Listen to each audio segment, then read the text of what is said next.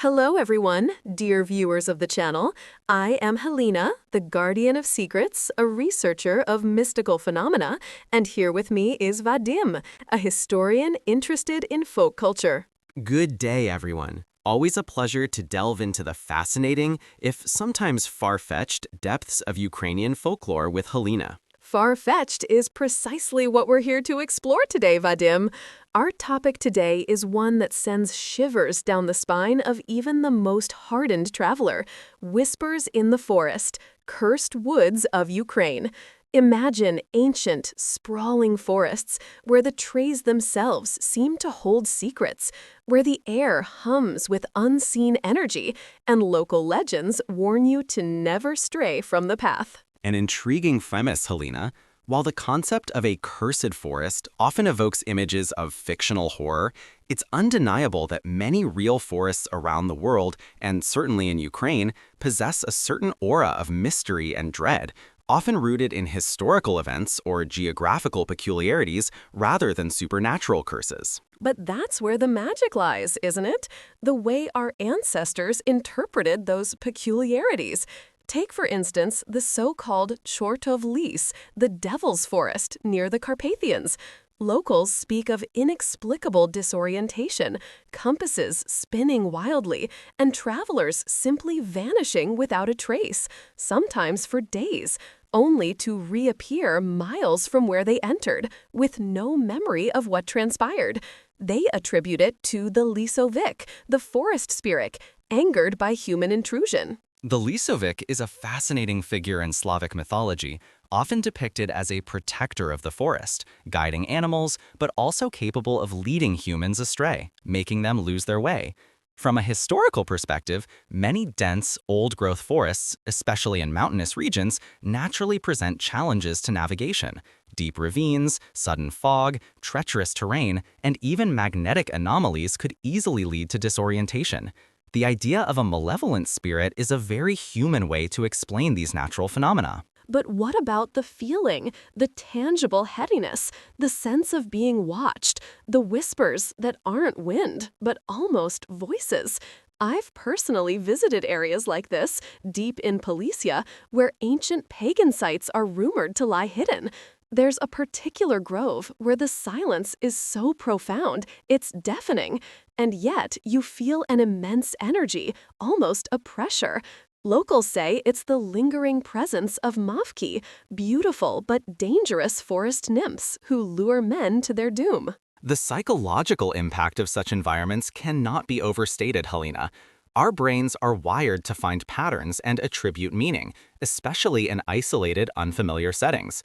Deep forests, particularly old ones, can be acoustically unique, creating strange echoes or carrying distant sounds in peculiar ways, which our minds might interpret as whispers. The heaviness could be anything from infrasound, which can cause feelings of unease or anxiety, to the sheer overwhelming scale of ancient trees, making us feel small and vulnerable. As for Mavky, they are often associated with young women who died tragically, particularly by drowning, and their legends serve as powerful cautionary tales against the dangers of the wilderness or seduction. But what if it's more than psychology, Vadim? What if these places aren't just acoustically unique, but are genuinely saturated with the echoes of past events, of human suffering, or ancient rituals? Consider the legends of the cursed swamps in Volyn, places where entire villages are said to have disappeared during times of war or plague, swallowed by the bog. People report seeing spectral lights, hearing phantom cries, and feeling a profound sense of sorrow. Are these just reflections of historical trauma or something more? Historical trauma certainly leaves an indelible mark on a landscape, Helena, and on the collective memory. Areas that witnessed massacres, famines, or devastating plagues, like many regions in Volyn and Policia, would understandably become associated with misfortune and spectral phenomena. The spectral lights could be ignis fatuus, or will-o'-the-wisps, gases emitted from decomposing organic matter in swamps that spontaneously combust, appearing as ghostly lights. The phantom cries could be auditory hallucinations brought on by fear and the power of suggestion, or simply the sounds of nature misinterpreted.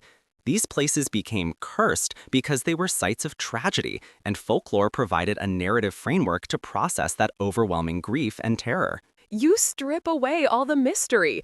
But isn't the storytelling itself a form of preservation? By believing in Lisovyk or Mavky, our ancestors imbued these forests with a sacred quality, perhaps even fostering respect for nature. These aren't just spooky stories, they're ecological lessons passed down through generations. They teach caution, respect, and awareness of the unseen forces that govern the natural world. Losing these stories means losing that deep connection to our land. I completely agree that these stories are invaluable cultural artifacts, Helena. They are indeed profound ecological lessons, psychological projections, and historical records wrapped in allegory. They encode practical advice, don't go into the deep swamp alone, or respect the ancient trees, in a way that resonates emotionally. My point isn't to diminish their value, but to understand their origins and evolution. The symbolism is potent, regardless of whether a literal Lisovyk is waiting to lead you astray.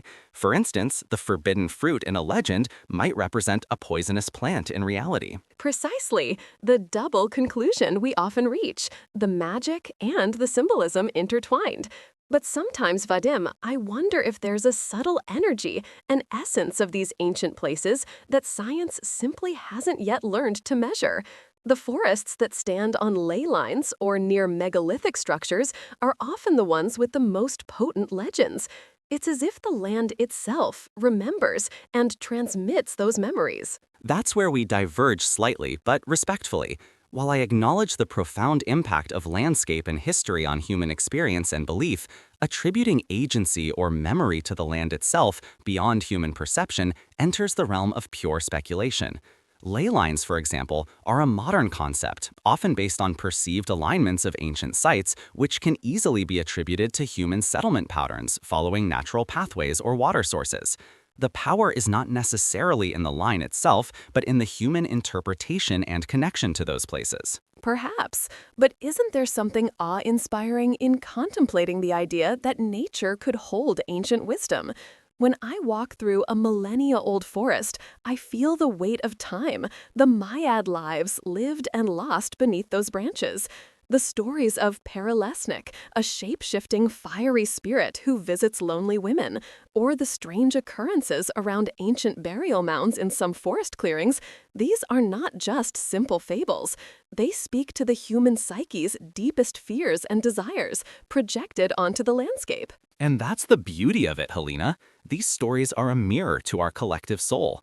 They reflect our anxieties about the unknown, our longing for connection, and our attempts to impose order on a chaotic world. The Perelesnik legend, for example, could be a symbolic representation of forbidden desire, emotional turmoil, or even an explanation for unexpected pregnancies in communities with limited understanding of certain biological processes or social pressures. It explains phenomena in terms that people understood and feared. Exactly. So, even if the Perelesnik isn't a literal fiery dragon man, the story's power to explain and influence human behavior is undeniable. It's a truth, just not a scientific one. These cursed forests are not merely tracts of land. They are living narratives, constantly being reinterpreted and retold. And that, I believe, is their enduring magic. We should never forget them, never let them fade into silence. If you're as captivated by these tales as we are, please remember to hit that subscribe button and join our community of truth seekers and mystery lovers. And to that, I can wholeheartedly agree. The preservation of these narratives, the legends, the folklore, it's crucial for understanding Ukrainian culture, history, and the human condition itself. Whether you believe in the literal spirits or the psychological underpinnings, these stories are a testament to the rich tapestry of our heritage. They remind us that there's always more beneath the surface, more to explore. And perhaps a part of our soul waiting to be rediscovered in the whispers of the ancient woods. So next time you find yourself near a dense old forest, take a moment, listen. What do you hear?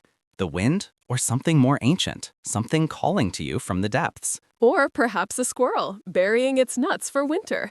Always good to maintain a healthy skepticism, even when lost in the romance of the legends.